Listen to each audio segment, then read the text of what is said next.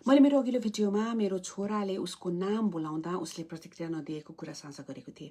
त्यो भिडियोमा धेरै अभिभावकहरूले आफ्नो अनुभव पनि साझा गर्नुभयो। धेरैले भन्नुभयो मेरो बच्चा पनि अझै बोलेको छैन, मेरो बच्चाले पनि उसको नाम बोलाउँदा उसले रेस्पोन्स गर्दैन भनेर भन्नुभयो र सल्लाह सुझावको लागि पनि मलाई रिक्वेस्ट गर्नुभयो। तर म फेरि एउटा कुरा यहाँ स्पष्ट भन्न के चाहन्छु भने म कुनै ओटिजम विशेषज्ञ स्पेशलिस्ट होइन, बाल रोग विशेषज्ञ पनि होइन, कुनै थेरापिस्ट पनि होइन। म एउटा ओटिजम भएको बच्चाको एउटा आमा हुँ अनि पेशाले एउटा नर्स हुँ र मैले यहाँ साझा गर्ने सबै धेरै कुराहरू मैले पनि तपाईहरू जस्तै पढेर बुझेर सुनेर अनुसन्धान गरेर र आफ्नो व्यक्तिगत अनुभव गरेको र सिकेको कुराहरू मात्र हो।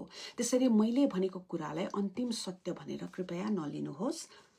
यहाँ सबैभन्दा महत्त्वपूर्ण कुरा भनेको यदि तपाईलाई आफ्नो बच्चामा ओटिजमका केही सङ्केतहरू देखिरहेको जस्तो लागिरहेको छ भने कृपया आज नै ओटिजम विशेषज्ञ, बाल रोग विशेषज्ञ, बोली सम्बन्धी थेरापिस्ट, अकुपेसनल थेरापिस्ट वा बाल विकास सम्बन्धी विशेषज्ञहरूसँग कुरा गर्नु नै सबैभन्दा राम्रो हुनेछ।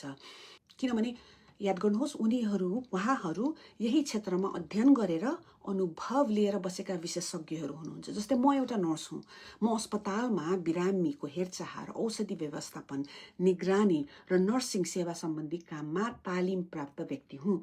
तर ओटिजमको मूल्याङ्कन र निदान गर्ने सही व्यक्तिहरू भनेकै ओटिजम विशेषज्ञ र बाल विकास सम्बन्धी विशेषज्ञहरू नै हुन्।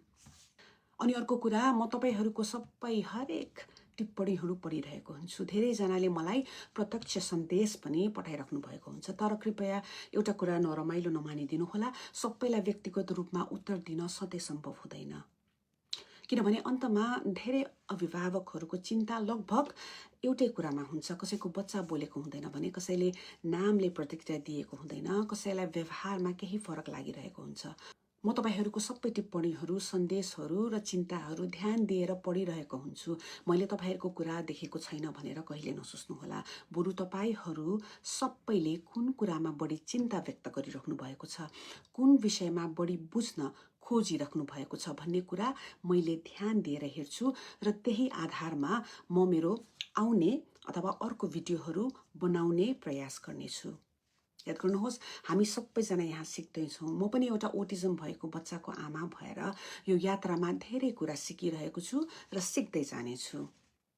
र अन्तमा म यही भन्न चाहन्छु, समयमै सचेत हुनु भनेकै डर फैलाउनु होइन, समयमै सहयोगको अवसर दिनु हो। जय नेपाल।